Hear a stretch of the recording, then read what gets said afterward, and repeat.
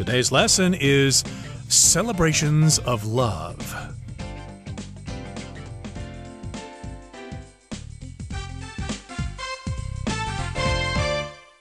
Hi, everybody. My name is Roger. And my name is Helen. And we are celebrating love in today's program.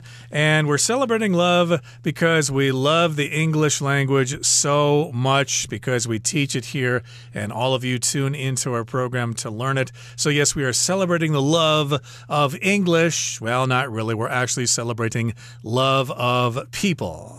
Yes, we're celebrating love, the feeling of love, the feeling that makes the world go round, because without love, people will have a hard time going on with their lives, because everyone needs love. Everyone needs to feel that people care about them, that people are there when you need them. So this power of love is really deserving of celebration. Exactly. And we're talking again about love between lovers. Of course, you can love food, you can love your pets, you can love a certain activity. But again, we're talking about love, usually between boys and girls. It could be other people. But in any case here, we're talking about love. And last time we talked about Valentine's Day. And that was some kind of new information for me, Helen, because I did not know that it was religious in origin. Yes, it was. Actually, it did come out of a religious situation, out of the Catholic Church, which made Valentinus a saint. So today we have Valentine's Day. But next we're going to look at a Chinese holiday, Chinese Valentine's Day, which is the Qixi Festival. And we're going to talk more about that after we listen to the first part. Commonly known as Chinese Valentine's Day, the Qixi Festival comes from a myth about Zhinu, a weaver girl who was the daughter of a celestial goddess, and Niulong, a humble cowherd. Like many young couples, Niulong and Zhinu fell in love, married, and had children. But when the goddess discovered her daughter had married a mere mortal, she separated them by creating a river between heaven and earth. 大家好。第一部分我们看到单字 celestial， 这个字是形容词，指天国的、神圣的或是天空的。例如 This story I'm writing is about a group of celestial beings who decide to live on Earth. 我正在写的故事是关于一群天神决定落入凡间。或是 The telescope photographed several distant celestial bodies. 望远镜拍下了几个遥远天体的影像。另外补充一个相似形容词 heavenly。Heavenly, heavenly 指天堂的或是天堂般无比美好的。举例来说 Some people believe that they will go to a heavenly place after they die. 有些人相信他们死后会上天堂。或是 Ted thinks the food at the French restaurant is heavenly. Ted 认为法式餐厅的食物极好。再来我们看到名词 mortal 指凡人或是普通人，像是 We are all mortals, so we can't expect to live forever.我们全都是凡人，我们无法期待能永远活着。另外，除了上面的意思，这个字还可以当形容词，指凡人的或是会死的、致死的。例如 Human beings are still mortal, but advances in medicine can help people live longer. 人类仍然会死，不过医疗进步可以帮助人类长寿一点。或是 The soldier was killed by a mortal blow to his head. 那名士兵因为头部致命的一击而丧命。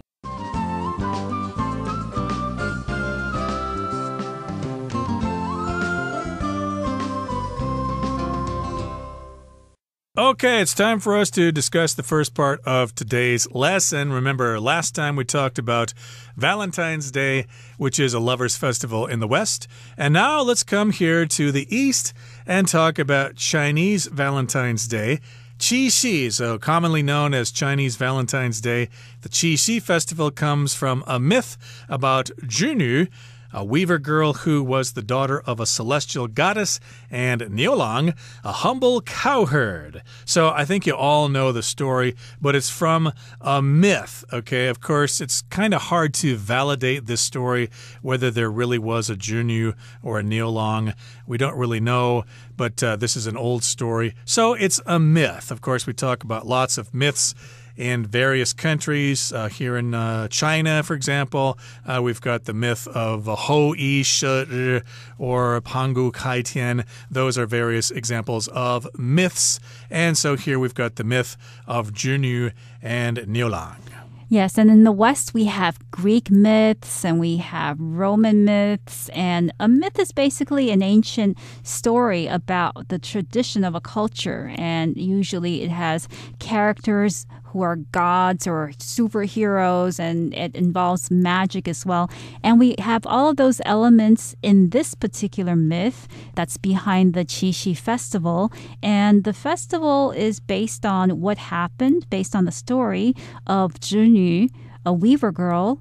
And this weaver girl was the daughter of a celestial goddess. So celestial here is an adjective that refers to the sky. So a celestial goddess is a goddess that resides, that lives in the sky, in the heavens. And she's a weaver girl, which means that she weaves. Someone who weaves is someone who makes cloth using thread or perhaps a loom.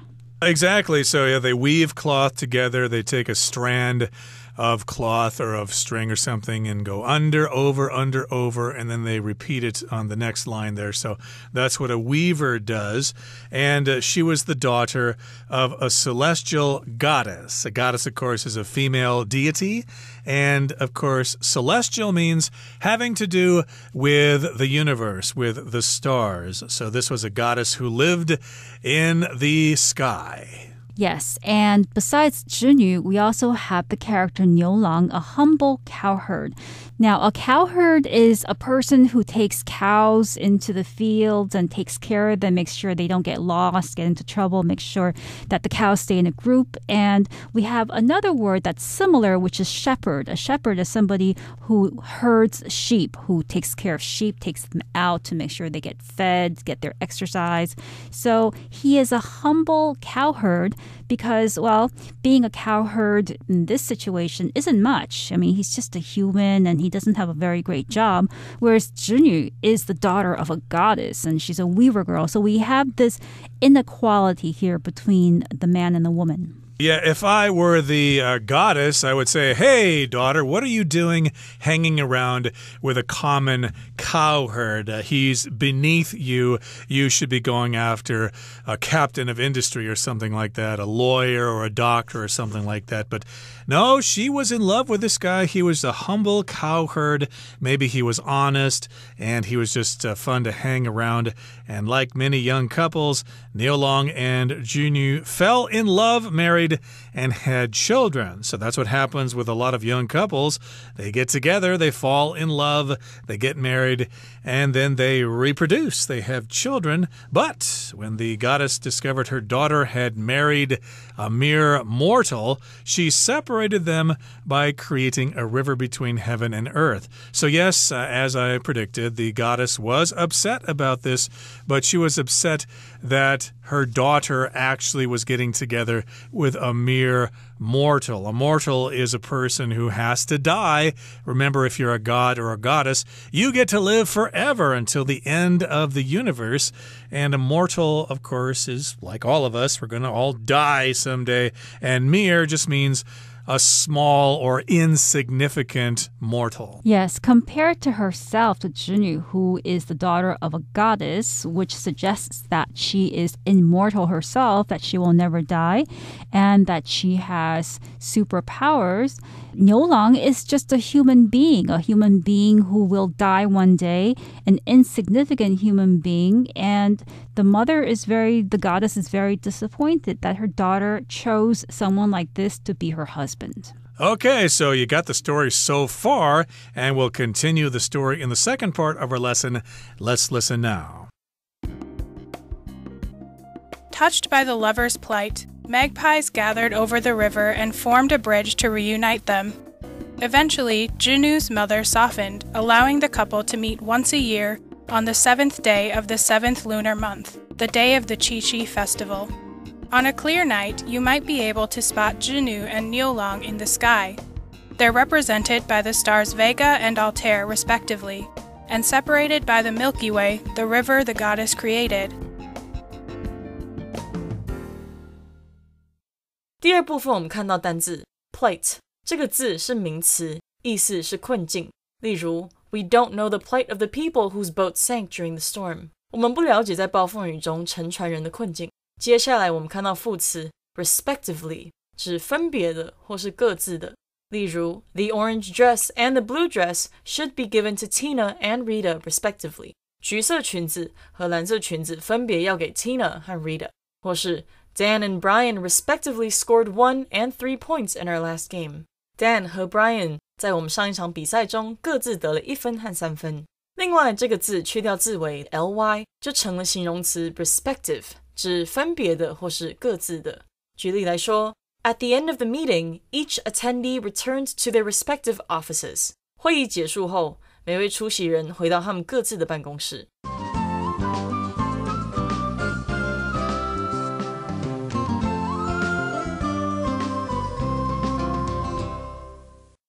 So we're talking about 织女, a weaver girl, and 牛郎, a humble cowherd, who got together, got married, had children, and when 织女's mother found out, she was so angry that she tried to separate the couple by creating a river between heaven and earth. So this river separated the young couple. So they're in this very difficult, sad situation. Then something else happened.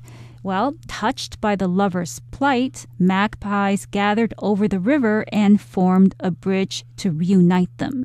So magpies, which are a type of bird, they saw what happened. They saw the lovers' plight.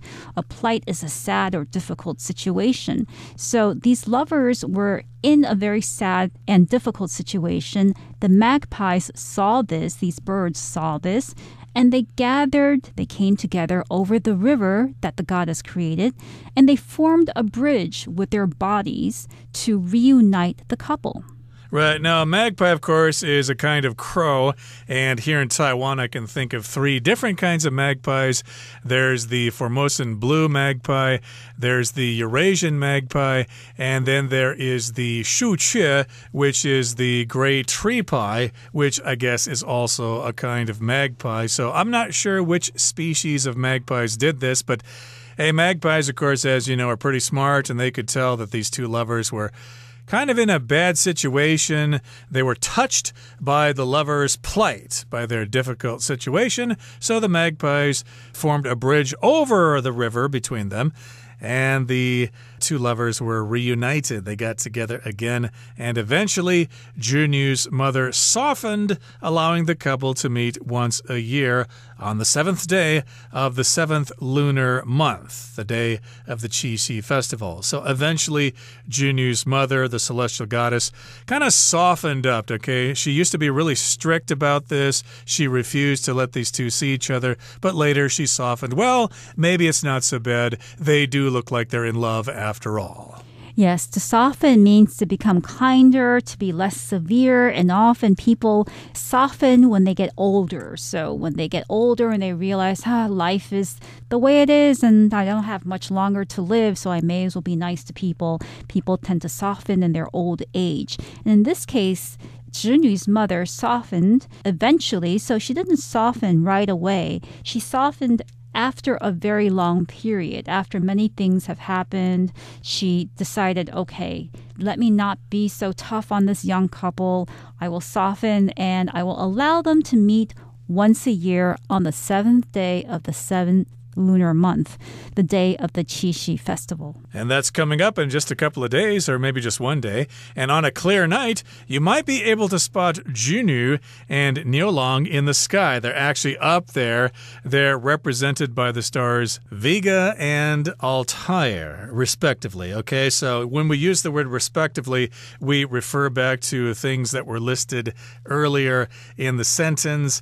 We're talking about Junu and Niulang, and they're related to Vega and Altair, respectively. So, for example, I could say Tom and John are a doctor and a dentist, respectively. So Tom is the doctor and John is the dentist. So the star Vega represents 织女 and the star Altair represents Niulang, and they are separated by the Milky Way Yeah, I believe in Chinese, the Milky Way is referred to as the Silver River. So that would be between the stars Vega and Altair. And indeed, if you look at astronomy charts or if you look at the night sky in some place dark like Nantou, you can see those two stars with the Milky Way galaxy going between them. So they're actually still up there and they get to see each other once a year at Qixi, which again is coming up very soon. Okay, that brings us to the end of the second part of our lesson for today.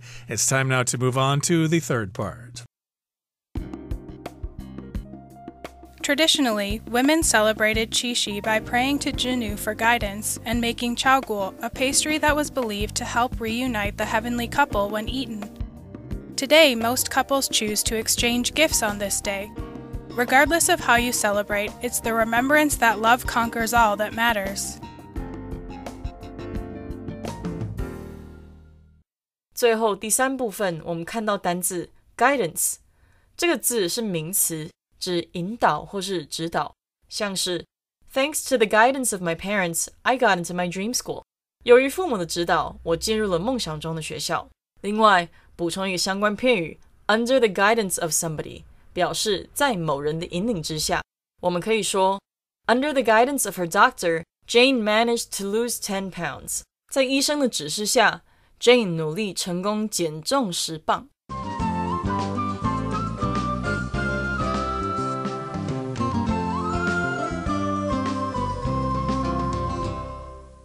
So for Valentine's Day, we know that people exchange valentines and chocolate and flowers, roses usually.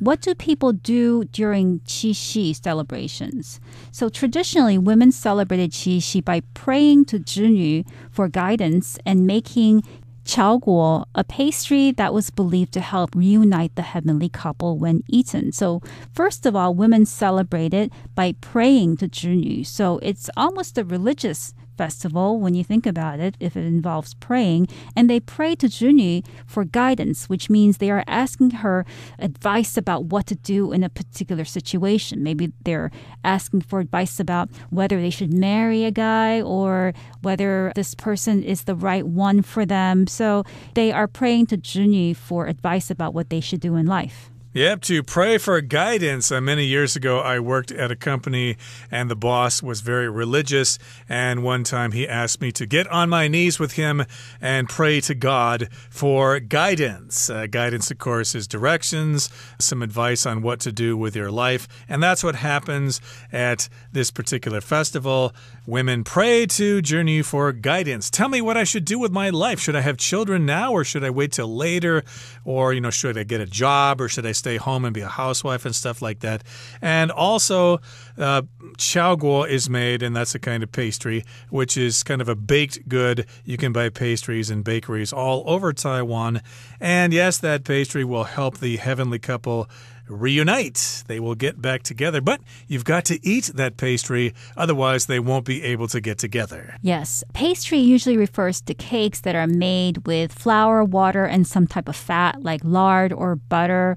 For instance, French pastry is very well known around the world as being a very good pastry. And here, chaoguo is eaten for a particular purpose, not just because it's tasty, but because it promises to reunite the couple. Indeed, and we certainly want them to get together because they are so much in love.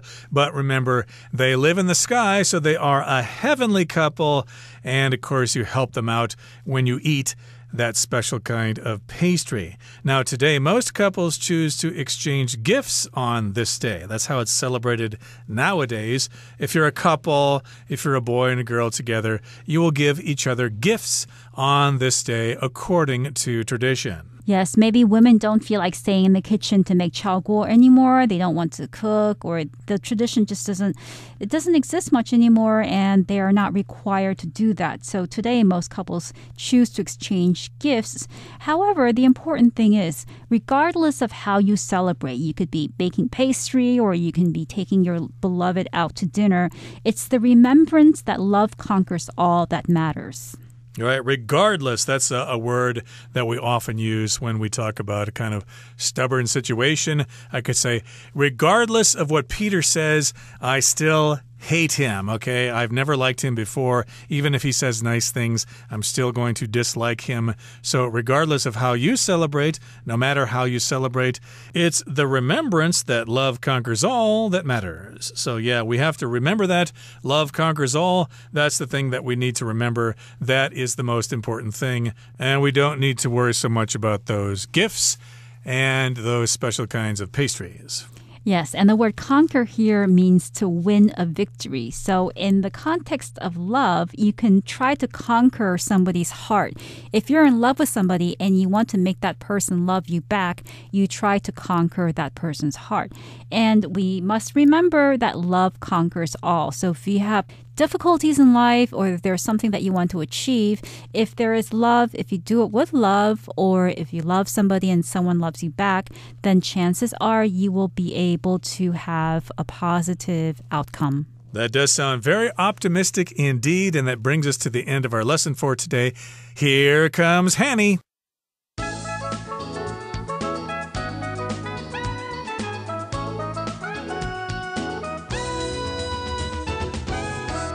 各位同学大家好，我是 Hanny。 我们来看今天的文法重点。课文最后一句写到说 Regardless of how you celebrate, it's the remembrance that love conquers all that matters. 不管你怎么庆祝，都是在纪念爱足以战胜一切。好，句子里面它用到 remembrance 是指纪念啊、怀念、缅怀的意思。那我们这边是要来看两个重点。首先是片语介系词 regardless of 的用法。Regardless of 表示不管怎么样，不论怎么样，后面可以接名词、接动名词，或者是接名词子句。举例来说 The event will take place next Sunday, regardless of the weather. 不管天气如何，那场活动会在下周日如期举行。那我们来造一个例句哦。You must stick to your goal, regardless of what other people think. 不管别人是怎么想的，你一定要坚持自己的目标哦。那在这样的例句当中呢 regardless of 后面是接名词子句 what other people think。 我们待会会再介绍相关用法。那顺便补充一下 regardless 这个字呢可以当副词来表达无论如何，尽管如此。像我们可以说It was raining, but they went hiking regardless. 虽然下雨，但尽管如此，他们还是有去健行。这时候例句里面这个 regardless 它的意思就会跟 anyway 差不多了。好，那刚刚提到说 regardless of 后面可以加这个名词子句嘛，像我们文中它就是用 how you celebrate 这个名词子句来当它的受词。这边我们就是来复习 WH 疑问词引导名词子句的用法。好， WH 疑问词像 what, who, when, where, why, how 等等，它们可以用来引导名词子句，然后在句中当主词、受词或是主词补语用。要特别注意的是，用名词子句来当主词的话，必须视为单数，然后后面就是要搭配单数动词咯。例如 What she did for her friends is thoughtful. 她为朋友们所做的事是非常体贴的。那么我们句子里面用到 what she did for her friends 来当主词，所以后面呢记得是搭配单数动词 is。 好，再看一个例句 Do you know where my glasses are? 你知道我的眼镜在哪里吗？那这时候名词子句 where my glasses are 是当受词，也就是当我们这个动词 know 的受词。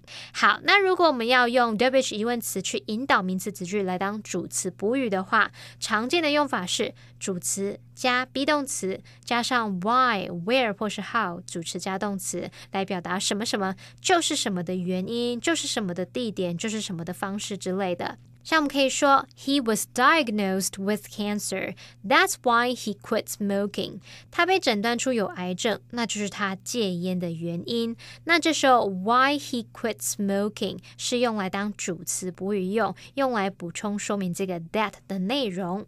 好，那么以上是今天重点整理，我们回顾这些单字吧。 Myth. This popular myth explains how the world was created.Mere. Charlie saves a mere 2% of his monthly income. Eventually. Eva's father eventually recovered from his illness. Soften. Francine's expression softened when her daughter apologized. Guidance.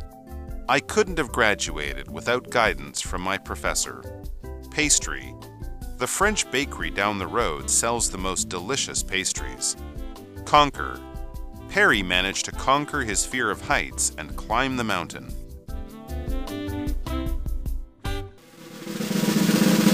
Discussion starter starts now. And here comes our discussion starter for today. The question is, do you celebrate either Valentine's Day or the Qixi Festival? How do you celebrate? If you don't celebrate either of these, what do you do to show your affection? I don't celebrate either of these, but if I like someone, I'll take them out for a steak dinner. Okay, well, to celebrate Valentine's Day or the Qixi Festival, I tend to remember to give my wife chocolate because she likes chocolate, especially if it's chocolate that is difficult to find, and especially if it is high in cocoa content, because the sweeter the chocolate, the less she likes it. Well, that brings us to the end of another edition of our program, and please make sure you join us again next time. From all of us here, I am Roger. I'm Helen. See you next time.